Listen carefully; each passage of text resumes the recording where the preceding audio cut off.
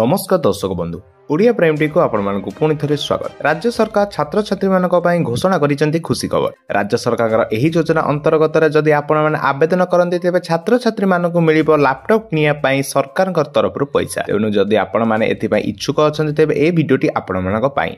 तेबे आसंतो जानिबा संपूर्ण अपडेट केपरि करिवे आवेदन कोन रहिछि प्रक्रिया वास्ता पूर्व वीडियो को लाइक करिया सो आम चैनल को सब्सक्राइब करी बेल आइकन को दबाइ रखिए।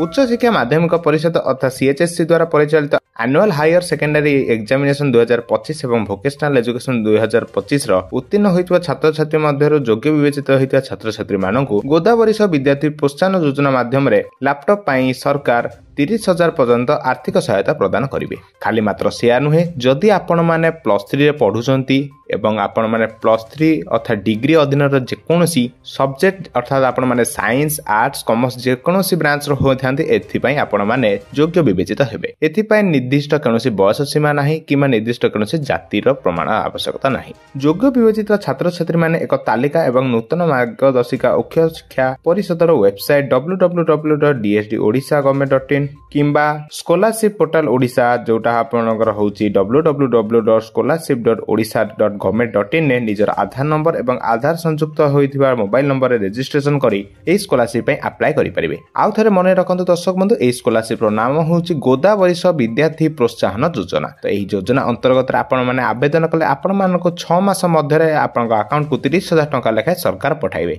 जार माध्यम रे उच्च शिक्षा पे आपण माने लैपटॉप मध्ये किनि परिबे। तबे यहा तिला सरकारकर नुवा योजना अंतर्गत रे लैपटॉप मिलिया पई थिबा स्पेशल अपडेट। तबे एपरि खबर प्रथम जाने पे आम चैनल संगे जोड़ी होई रहंतु। धन्यवाद।